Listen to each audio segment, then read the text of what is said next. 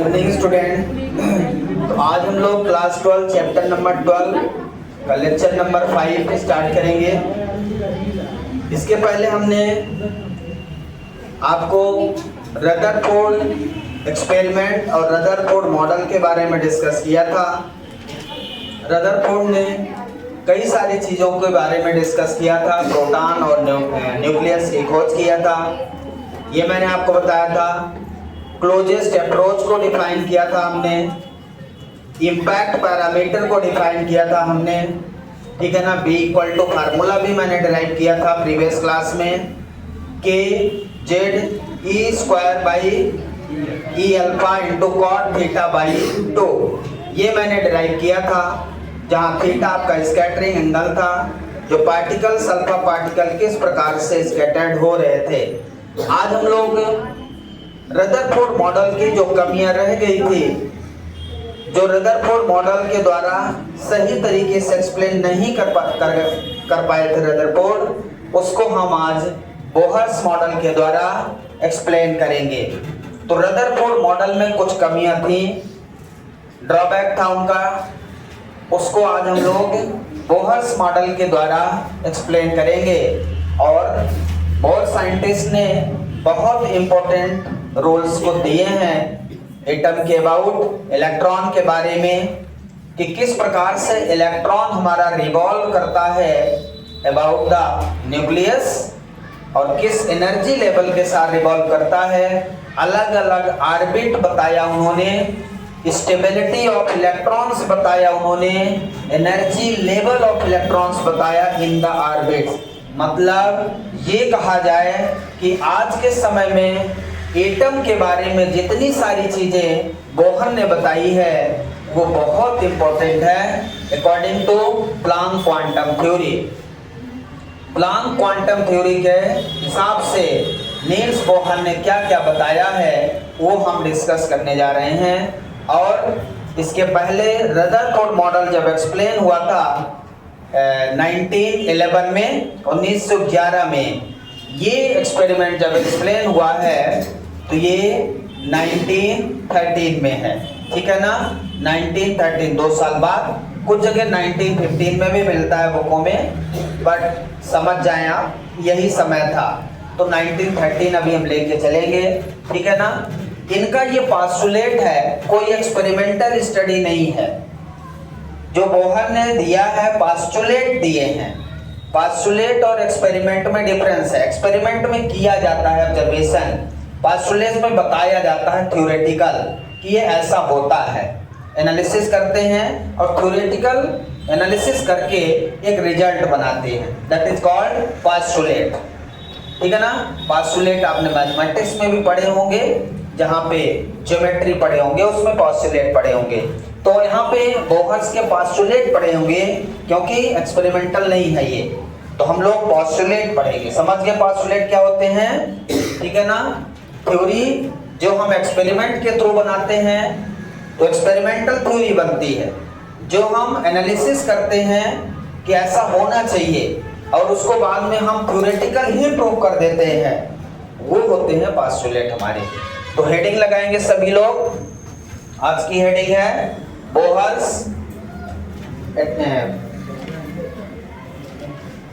Bohr's model of the atom.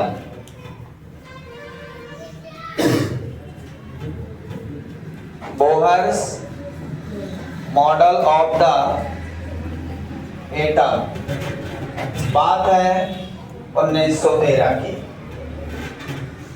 उस समय Bohr अपना काम कर रहे थे, रदरफोर्ड का एक्सपेरिमेंट हो चुका था।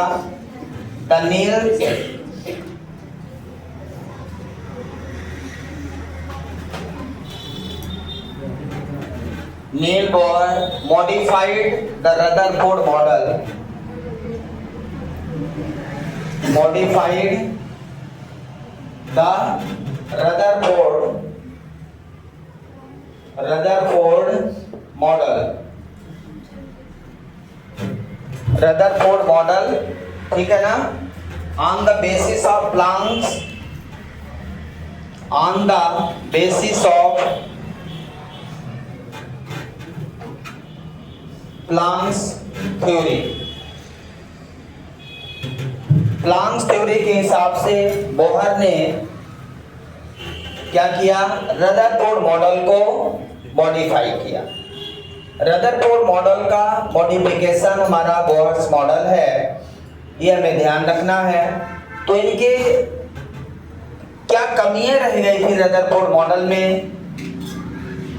सबसे पहली कमी रदरफोर्ड मॉडल की ये थे कि रदरफोर्ड मॉडल में ये बताया गया कि जो न्यूक्लियस होता है, पहले समझ लें, जो इलेक्ट्रॉन होता है वो किस तरह से रिवॉल्व करता है।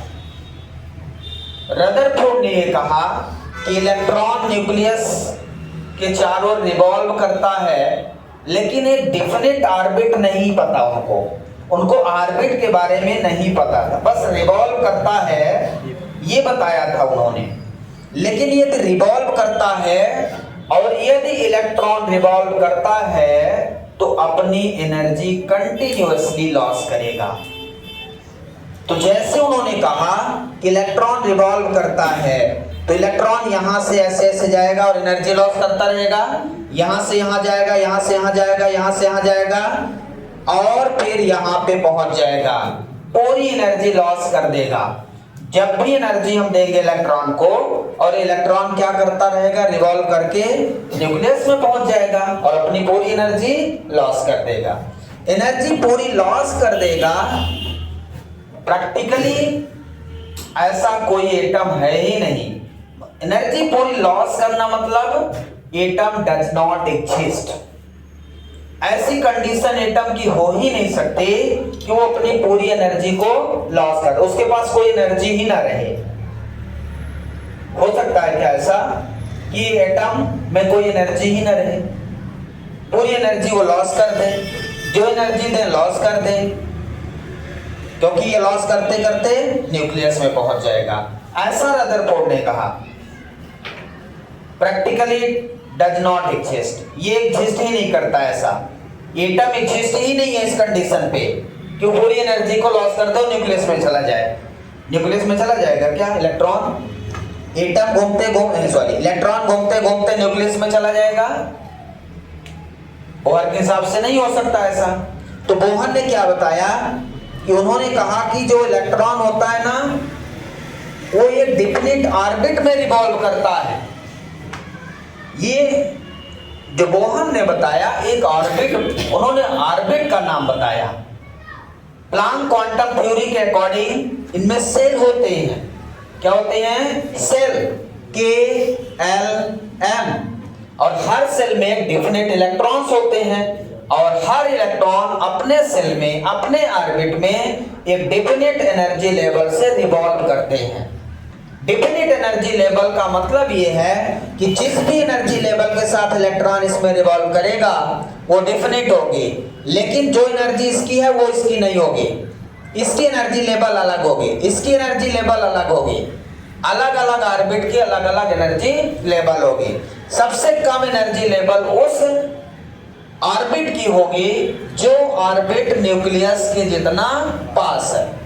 जो जितना दूर जाएगा उस ऑर्बिट की एनर्जी अलग अलग है। मतलब यम की सबसे ज्यादा एनर्जी लेवल है। यहाँ सबसे ज्यादा एनर्जी लेवल किसकी है अभी? यम की, KLM, यम ऑर्बिट की। अब इलेक्ट्रॉन क्या होते हैं अकॉर्डिंग टू बोहर्स? यदि इलेक्ट्रॉन अपनी एनर्जी लॉस करते हैं तो वो हायर एनर्जी लेवल से लोअर एनर्जी लेवल में जंप करेंगे और एक एनर्जी रिलीज करेंगे इलेक्ट्रोमैग्नेटिक वेव के रूप में। और यदि इलेक्ट्रॉन एनर्जी गेन करते हैं तो वो लोअर एनर्जी लेवल से हायर एनर्जी लेवल में जंप कर जाएंगे, एनर्जी गेन करेंगे इलेक्ट्रोमैग्नेटिक रेडिएशन के रूप में। एनर्जी गेन करेंगे इलेक्ट्रोमैग्नेटिक रेडिएशन के रूप में, एनर्जी लॉस करेंगे इलेक्ट्रोमैग्नेटिक रेडिएशन के रूप में। समझ आया? तो डिफिनिट एनर्जी लेवल होगा डिफिनिट ऑर्बिट में। अब ये जो इलेक्ट्रॉन्स होंगे किस ऑर्बिट में कितनी एनर्जी लेवल होगी ये हम आगे डिस्कस करेंगे, ठीक है ना। अब इनका एंगुलर मोमेंटम होगा, हर ऑर्बिट में इलेक्ट्रॉन का एंगुलर मोमेंटम होगा। कोई चीज यदि घूम रहा है, रोटेशनल मोशन कर रहा है, तो उसका एंगुलर मोमेंटम होगा according to Planck quantum theory. क्या कहती है? Angular momentum equal to NH/2π, where n is the multiple integers, n number of orbits in multiple integers, ठीक है ना। तो यहाँ पे प्लैंक क्वांटम थ्योरी के प्रिंसिपल नंबर भी कहते हैं उसको, n को प्रिंसिपल नंबर भी कहते हैं क्वांटम थ्योरी के अकॉर्डिंग। तो आइए इनका postulate one by one discuss करते हैं, और आज केवल हम लोग एटम के बारे में स्टडी करेंगे अकॉर्डिंग टू बोहर, ठीक है। समझ आया? तो क्या क्या बोहर पोस्टुलेट था, ये सब फिजिक्स में भी है, केमिस्ट्री में मेन है। तो केमिस्ट्री में आप पढ़े होंगे 11th में, और फिजिक्स में आप 12th में पढ़ रहे हैं। तो हेडिंग लगाएंगे यहाँ पे पोस्टुलेट्स, ठीक है। पोस्टुलेट समझ गए ना? इनका जो ये कॉन्सेप्ट है, इनका जो कॉन्सेप्ट है वो थ्योरी बेस है, ना कि experimental. That is the postulate. पहला इनका पोस्टुलेट क्या है? Electron revolve. पहला पोस्टुलेट इनका ये है कि इलेक्ट्रॉन रिवॉल्व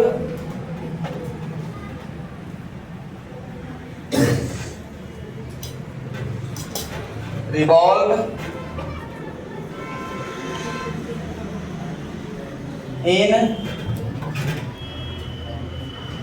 इलेक्ट्रॉन रिवॉल्व, ये वी होगा लास्ट में ना, revolve in definite orbit. Electron revolve in definite orbit of shell. Electron revolve in definite orbit और सेल, ठीक है।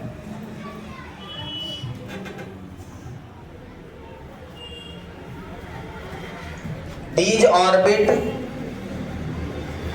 orbit is called non-radiating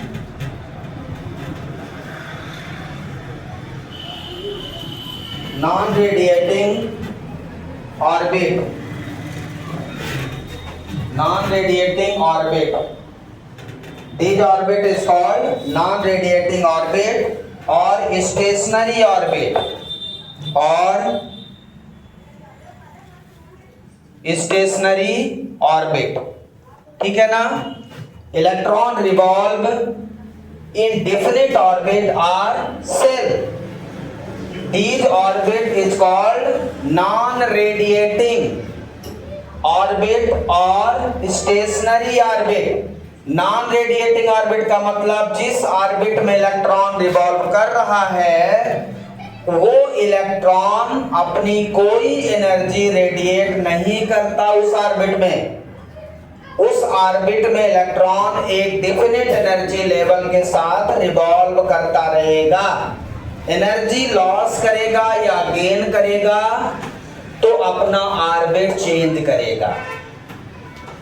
जब भी एनर्जी या तो गेन करेगा या तो लॉस, गेन करेगा तो हायर एनर्जी लेवल पे जाएगा, और लॉस करेगा तो लोअर एनर्जी लेवल पे जाएगा।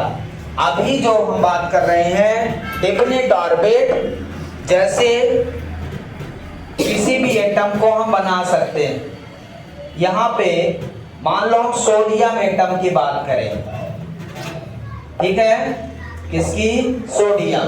सोडियम का एटॉमिक नंबर 11 होता है। इसमें इलेक्ट्रॉनिक कॉन्फ़िगरेशन 281 होता है।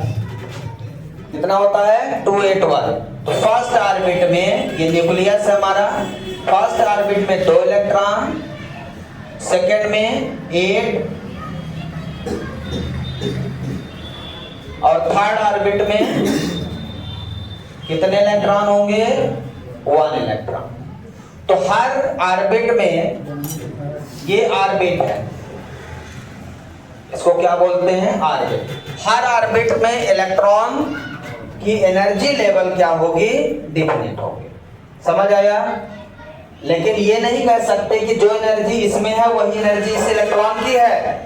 इस इलेक्ट्रॉन की अलग एनर्जी होगी इस इलेक्ट्रॉन की अलग एनर्जी होगी। समझ आया क्या?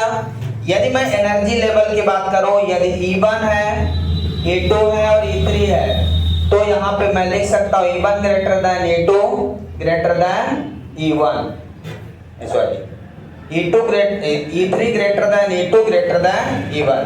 सबसे ज्यादा एनर्जी लेवल किसका होगा? E3 का। जो सबसे बाहर वाला ऑर्बिट होगा उसमें इलेक्ट्रॉन की एनर्जी लेवल सबसे ज्यादा होगा, मतलब इलेक्ट्रॉन ज्यादा एनर्जी के साथ उसमें रहेगा। यदि वो सेकेंड ऑर्बिट में आता है तो अपनी एनर्जी को लॉस करेगा। यदि सेकेंड ऑर्बिट का इलेक्ट्रॉन थर्ड में जाता है तो एनर्जी गेन करेगा, तब जाएगा। समझ आया? ये पहला फर्स्ट क्लियर है। सेकेंड पोस्टुलेट देखिए, एक डिफिनिट मोमेंटम के साथ इलेक्ट्रॉन मूव करता है। मिटा दे इसको, ऊपर लिख देता हूं। सेकेंड पोस्टुलेट इनका क्या है? सेकेंड पोस्टुलेट है electron can revolve only in those orbit, only in those orbit in which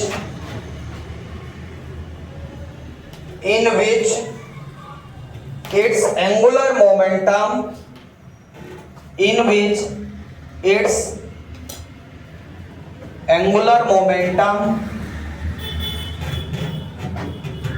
about nucleus is an integer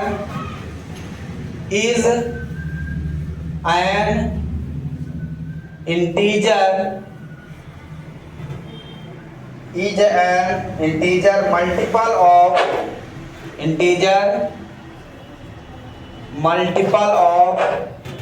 h upon 2 pi nh upon 2 pi या h upon 2 pi, where h is the n हमने यहाँ पे लिख दिया तो h upon 2 pi, nucleus in an integer multiple of h upon 2 pi, ठीक है ना?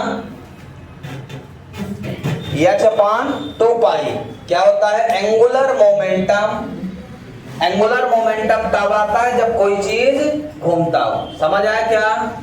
आपने पढ़ा है 11th में एंगुलर मोमेंटम, ठीक है ना? एंगुलर मोमेंटम मतलब रोटेशनल मोशन, और इलेक्ट्रॉन कैसा मोशन करता है? रोटेशनल मोशन करता है किसी एक्सिस के अबाउट। एक्सिस मतलब न्यूक्लियस है, यहाँ पे सेंट्रीपिटल फोर्स लग रहा होगा, है ना? इलेक्ट्रोस्टैटिक फोर्स लग रहा होगा, वो सारी चीजें हैं।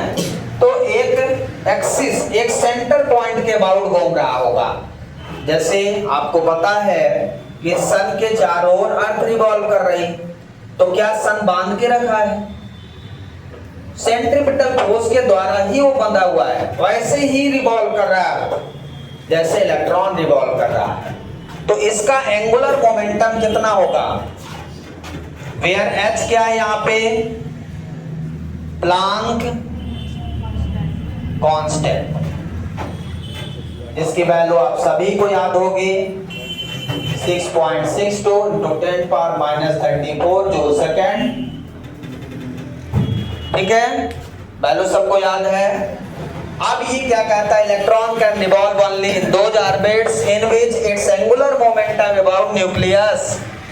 Angular momentum about nucleus, nucleus के अबाउट, ये न्यूक्लियस के अबाउट एंगुलर मोमेंटम, ठीक है ना? कितना है? Is an integer multiple of h upon 2 pi। तो मैं यहाँ पे यदि फार्मूला लिखूं तो angular momentum equal to 11th में आपने पढ़ा है, एंगुलर मोमेंटम को L से डिनोट करते हैं। Angular momentum equal to linear momentum into perpendicular distance from the axis of rotation. मतलब ये वाली डिस्टेंस उस न्यूक्लियस की रेडियस कहलाएगी। क्या कहलाएगी? रेडियस कहलाएगी। mb, लीनियर मोमेंटम mb, और डिस्टेंस यहां से r radius. MBR that is the angular momentum, पढ़ा है आपने formula, angular momentum is equal to कितना होता है, angular momentum of nucleus is an integer multiple of h upon 2 pi, मतलब NH by 2 pi. So this is the very most important formula given by Bohr's model when electron revolve in orbit in a angular momentum। इस electron का angular momentum बताया Bohr ने कि angular momentum कितना होता है NH upon 2 पाई, direct objective में आता है। इलेक्ट्रॉन का एंगुलर मोमेंटम जो ऑर्बिट में रिवॉल्व करता है कितना होगा, NH अपॉन 2 पाई, ठीक है। Where n principal quantum number, n क्या है, प्रिंसिपल क्वांटम नंबर, इसकी value 1 2 3 that is principal quantum number. Quantum physics, Planck ने क्वांटम फिजिक्स दिया था, उन्हीं के अबाउट इन्होंने बताया है NH अपॉन 2 पाई, ठीक है। पाई की वैल्यू आपको पता है 3.14 वही है, h की वैल्यू पता है, m क्या है, मास ऑफ इलेक्ट्रॉन, v क्या है, वेलोसिटी ऑफ इलेक्ट्रॉन, r क्या है, रेडियस ऑफ न्यूक्लियस, ठीक है ना। यहाँ न्यूक्लियस से उस ऑर्बिट के बीच का गैप है। सेकेंड पास्टुलेट समझ आया क्या, 2 पास्टुलेट हो गए। पहला पास्टुलेट बोहर ने क्या बताया कि इलेक्ट्रॉन जो हमारा है वो एक डिफिनिट ऑर्बिट में रिवॉल्व करता है, समझ आया क्या। दूसरा पास्टुलेट क्या है, इलेक्ट्रॉन डिफिनिट ऑर्बिट में जब रिवॉल्व करता है तो एक एंगुलर मोमेंटम के साथ रिवॉल्व करता है, किसके साथ, एंगुलर मोमेंटम के साथ रिवॉल्व करता है, और उसका एंगुलर मोमेंटम होता है MBR equal to NH upon 2 pi. Clear है। थर्ड पास्टुलेट देखते हैं,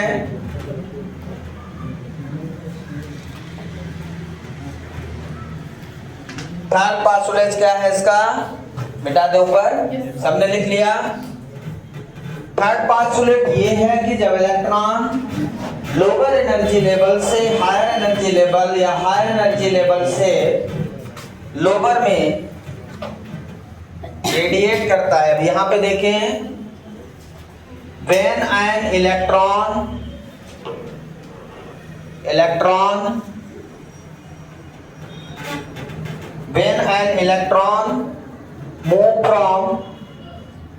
move from higher energy level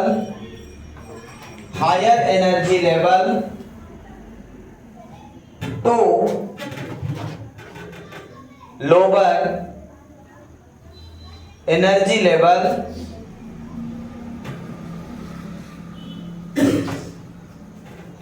और lower energy level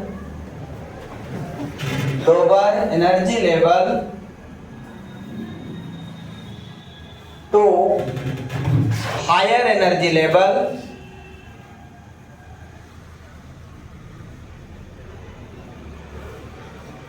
then it radiate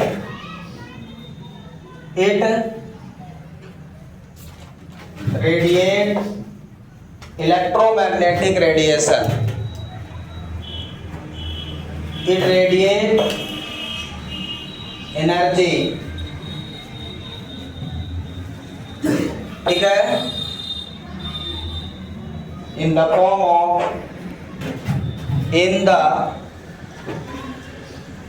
of electromagnetic radiation,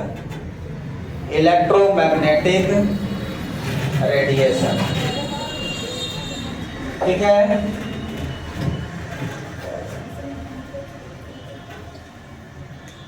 यदि हायर एनर्जी लेवल से लोअर पे जाते हैं, if electron move electron move from higher energy level to lower energy level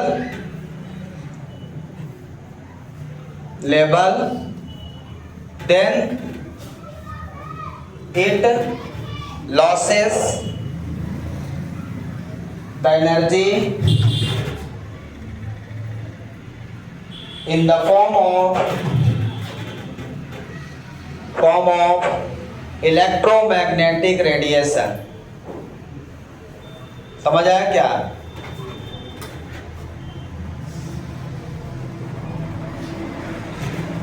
यदि electron higher energy level से lower energy level तक क्या होते हैं, मूव करते हैं, electron move from higher energy level to lower energy level, then it loses, higher से lower में जाएगा तो क्या होगा, एनर्जी को लॉस करेगा, loses the energy in the form of electromagnetic radiation. Radiation निकलेगी उससे, लाइट के रूप में रेडिएशन निकलेगी, ठीक है ना। यदि हम एनर्जी लेवल की बात करें यहाँ पे, तो ये हायर एनर्जी लेवल है, ये लोअर एनर्जी लेवल। मान लो इसका एनर्जी लेवल क्या है, E1, इसका एनर्जी लेवल E2। अब इलेक्ट्रॉन क्या होगा, यहाँ से नीचे की ओर जाएगा। जब इलेक्ट्रॉन नीचे की ओर जाएगा, ध्यान दीजिए, तो यहाँ से ये electromagnetic radiation equal to H nu, equal to H nu के रूप में निकलेगी, ठीक है ना। यहां से energy difference E2 minus E1 equal to H nu हो जाएगा, E2 minus E1 equal to H nu हो जाएगा। मतलब ये फोटोन रिलीज होंगे, जब एनर्जी रिलीज होगी हायर से लोअर में इलेक्ट्रॉन जाएंगे तो फोटोन निकालेंगे बाहर एनर्जी के रूप में एच न्यू। आपने पढ़ा पीछे फोटो क्या बोलते हैं, फोटो इलेक्ट्रिक इफेक्ट, उसमें आपने देखा फोटॉन्स रिलीज करते हैं, तो यहाँ उसी तरह के फोटोन बाहर निकलेंगे इक्वल टू एच न्यू से। एक डिफरेंट फ्रीक्वेंसी होगी उनकी। इलेक्ट्रॉन यहाँ पे क्या है, डुअल नेचर पे हैं, ठीक है ना। वेव ऑसिलेट करते हैं और रेडिएट करते हैं, वेव पार्टिकल है, वेव रेडिएट करते हैं, ठीक है ना, इक्वल टू एच न्यू। समझ आया क्या? और वाइस वर्सा, इसी में एंड वाइस वर्सा लिख देता। मतलब electron move from higher energy level to lower energy level, then it loses the energy in the form of electromagnetic radiation। vice versa मतलब electron move from lower energy level to higher energy level, it gain the energy। Lower से यदि आप higher में जाते हैं तो energy को gain करते हैं in form of electromagnetic radiation, radiation के रूप में गेन करते हैं और रेडिएशन के रूप में रिलीज करते हैं जब हायर से लोअर जाते हैं। समझ आया क्या? ये कॉन्सेप्ट क्लियर है? ये हमारा पास्टुलेट हो गया, बोहर्स पास्टुलेट। बिठा दें, समझ आएगा सबको?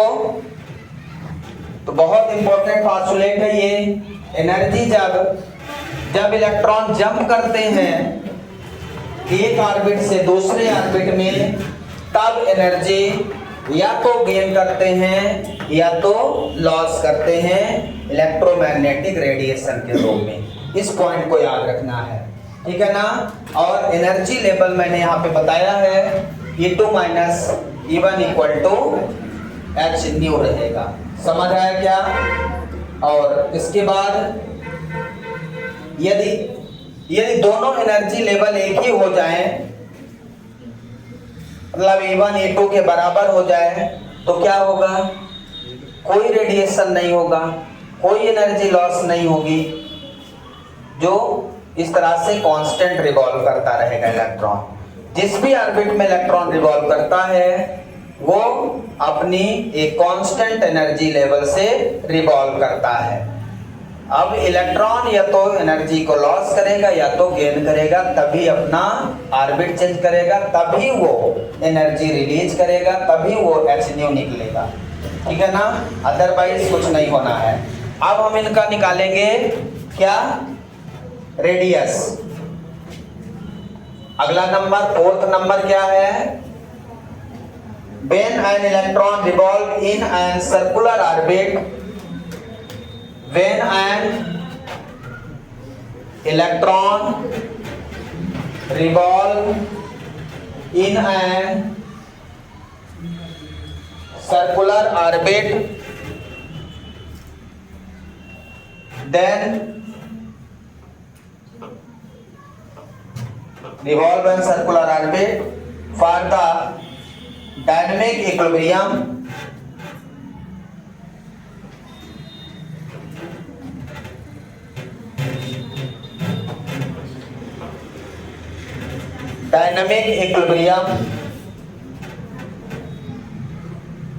the force of attraction between the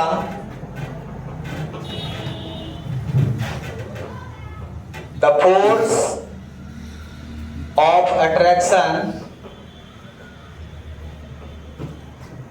between the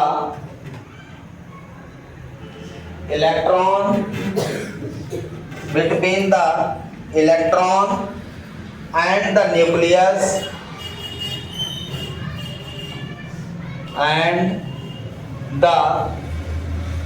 nucleus provide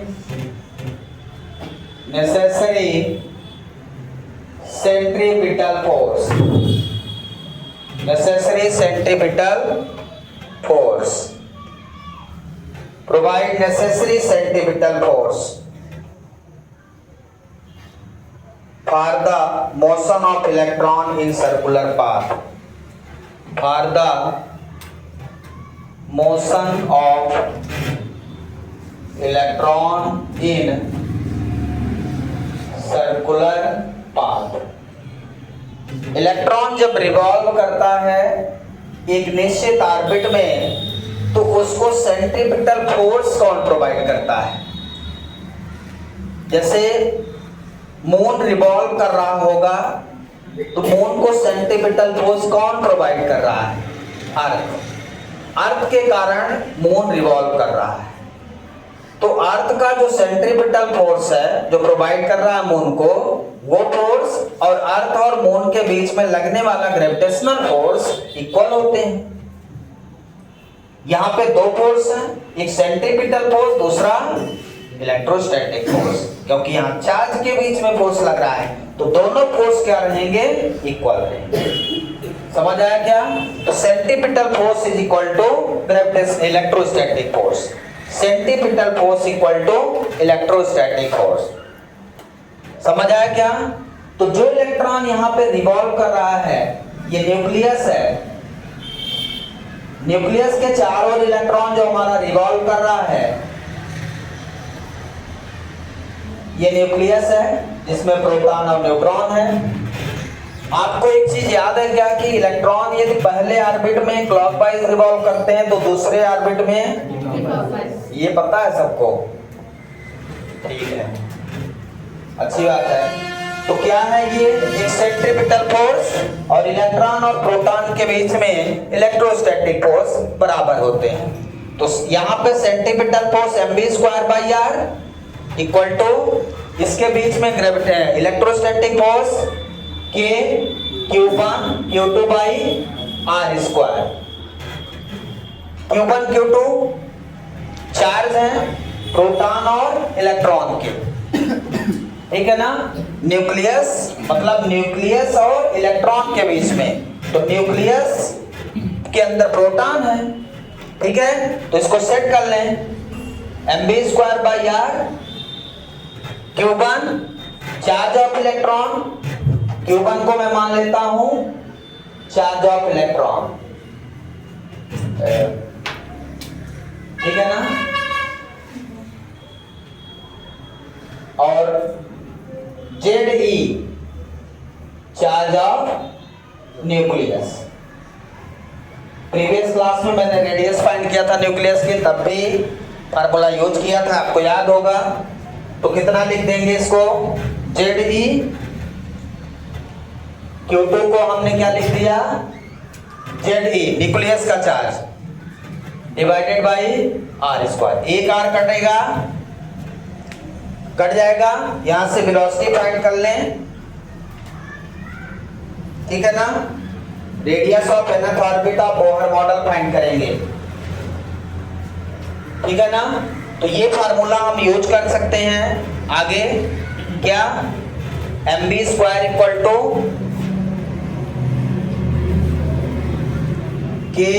kZe²/r। इस फार्मूले से अभी हम क्या निकालेंगे, nth ऑर्बिट की रेडियस, ठीक है ना, radius of nth orbit find करेंगे। तो इसी फार्मूले का हम यूज करने जा रहे हैं। ये समझ में आया आपका, centripetal force must be equal to electrostatic force, ये मेन फार्मूला है इसका। ये इसी कॉन्सेप्ट पे दिया गया कि अर्थ जिस प्रकार से सन के चारों रिवॉल्व करती है उसी प्रकार से ये भी होगा, दोनों इक्वल रहते हैं, ठीक है। तो हम इनका ऑर्बिट्स निकाल लें, ऑर्बिट्स की रेडियस फाइंड कर लें। तो radius of nth orbit heading लगाएंगे, radius of nth orbit, radius of nth orbit by Bohr's model,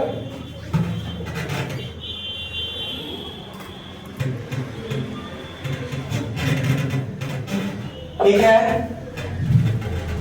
तो ये फार्मूले का यूज करेंगे हम लोग। एंगुलर मोमेंटम का फार्मूला, रेडियस निकालेंगे। नाउ एंगुलर मोमेंटम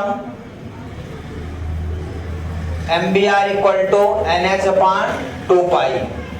यहाँ n हमारा प्रिंसिपल नंबर है, यहां से हम निकाल लेंगे वेलोसिटी। तो वेलोसिटी इक्वल टू कितना हो जाएगा, nh/2πmr,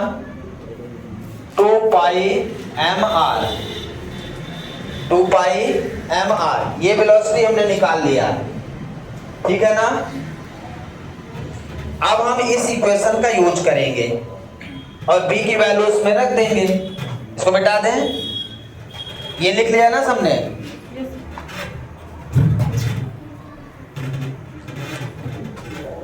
अब क्या है, ये तो हमने उसके एंगुलर मोमेंटम से लिख दिया, क्योंकि इलेक्ट्रॉन रिवॉल्व करता है, हम जानते हैं।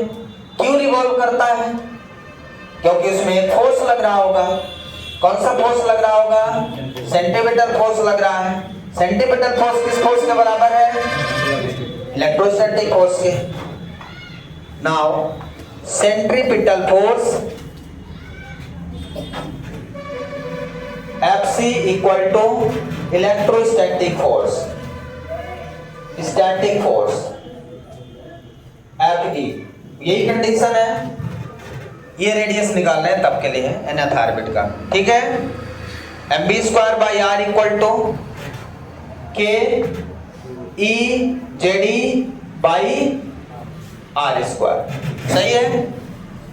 यहां से ये वेलोसिटी की वैल्यू यहां पे पुट करना है। इक्वेशन फर्स्ट में जो वेलोसिटी आपने फाइंड की है उस वेलोसिटी की वैल्यू को यहां पे रख दो। समझ आया क्या, जो कटे काट दो, एक r कट जाएगा। v² = kZe²/mr,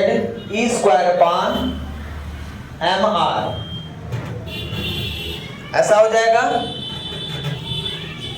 अब put the value of b from equation first in place of v। ये जो v है ये वेलोसिटी ऑफ इलेक्ट्रॉन ही है, यहां पे भी वेलोसिटी ऑफ इलेक्ट्रॉन, दोनों सेम है। ये दोनों इक्वेशन क्या हो गए, सेम हो गए। समझ आया क्या। तो put the value of v = nh/2πmr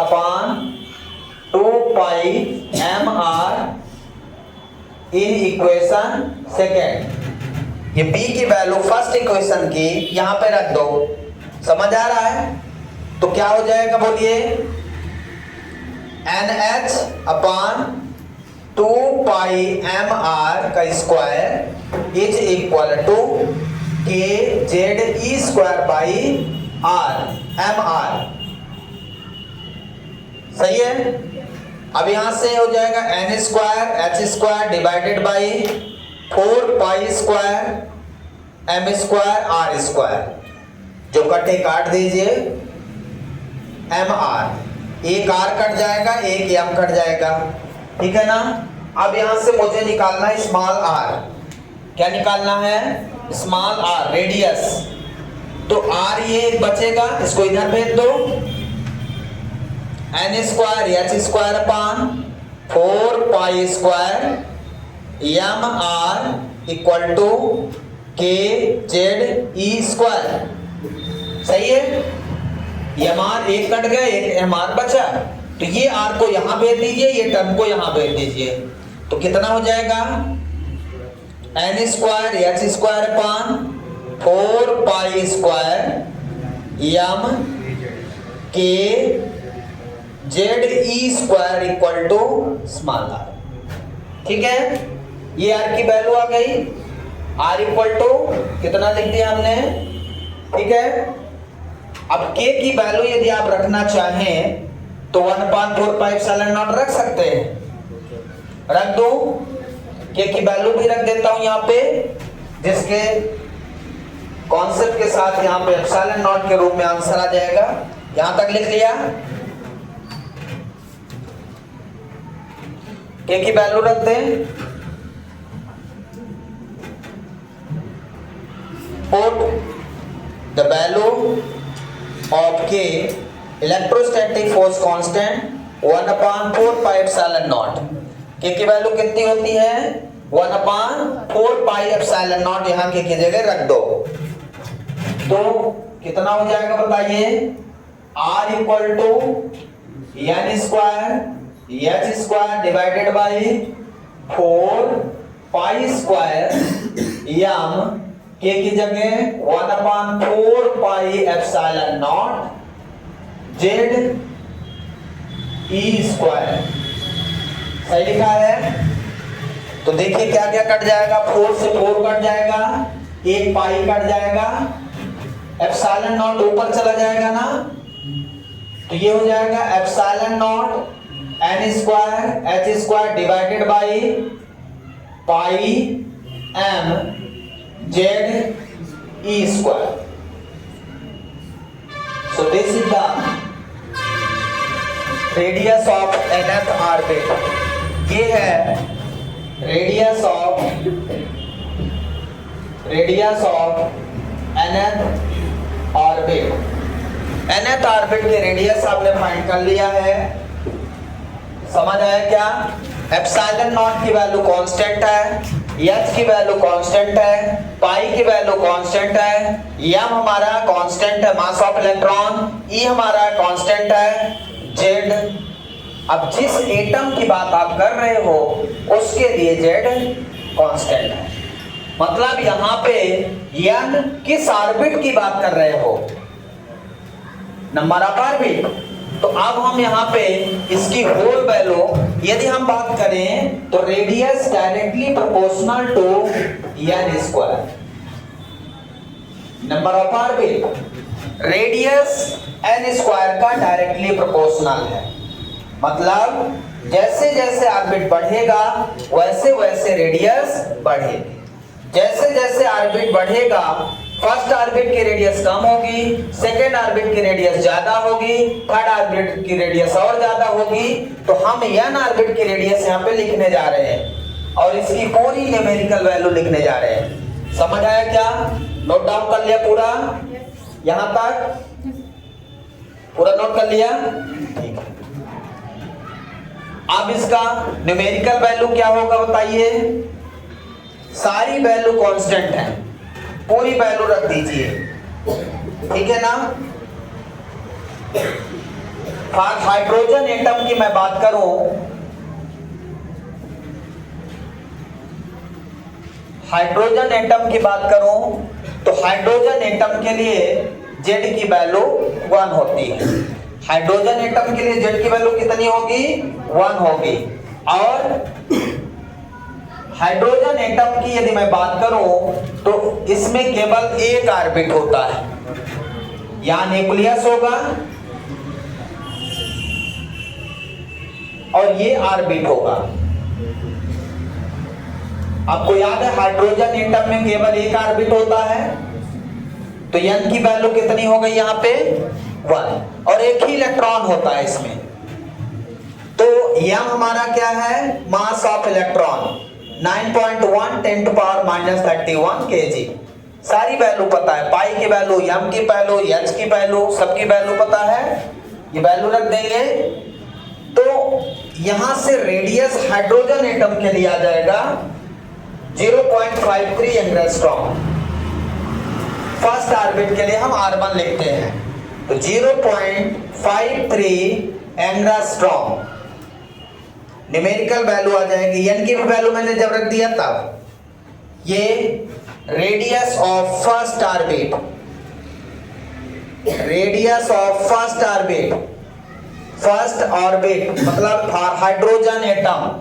ये कांस्टेंट वैल्यू याद रखिएगा, डायरेक्ट ऑब्जेक्टिव में पूछेगा कि रेडियस ऑफ फर्स्ट ऑर्बिट की वैल्यू बताओ, तो 0.53 एंगस्ट्रॉम। एंगस्ट्रॉम की वैल्यू पता है, 1 एंगस्ट्रॉम इक्वल टू 10⁻⁻10 मीटर, लगभग साइज ऑफ एटम आ गया। किसके साइज के बराबर है ये, एटम की साइज के बराबर है 0.53। अब सेकेंड ऑर्बिट के लिए, इसमें जिस भी ऑर्बिट के लिए निकालेंगे उसमें n का गुणा कर देंगे, तो n² के साथ, ठीक है ना, n² के साथ। तो फॉर सेकेंड ऑर्बिट के लिए R2 इक्वल टू n² of R1, n² of R1, n² of R1। Rn के लिए मैं लिख देता हूं, ठीक है ना, Rn के लिए क्या बन जाएगा, n² ऑफ Rn। तो ये ऐसे R3 के लिए लिखोगे n² ऑफ R1, मतलब ये फिक्स है, मतलब n बस चेंज होगा, R1 फिक्स है। R1 कितना है, 0.53 एंगस्ट्रॉम का गुणा कर दीजिए और उसको ऑर्बिट का गुणा कर लीजिए, n का n²। For nth orbit, for nth orbit, radius for nth, radius of nth orbit, radius of nth orbit का फार्मूला क्या मिल जाएगा, बोलिए, Rn इक्वल टू n² R1, n² R1। Very most important formula, very very important formula. For n orbit के लिए, n orbit के लिए रेडियस, चाहे फोर्थ ऑर्बिट पहुंचे, चाहे फिफ्थ ऑर्बिट, चाहे कोई भी ऑर्बिट पहुंचे, Rn इक्वल टू n²। थर्ड ऑर्बिट पहुंचता है तो n की वैल्यू 3 का स्क्वायर 9 इंटू R1 0.53 एंगस्ट्रॉम। तो न्यूमेरिकल वैल्यू आपको मिल जाएगी, मतलब उसकी रेडियस मिल जाएगी। तो जिस भी ऑर्बिट की आपको रेडियस फाइंड करना है वो यहां से मिल जाएगा। क्लियर है, पूरा समझ आया? Thank you, have a nice day. बाकी कल करेंगे।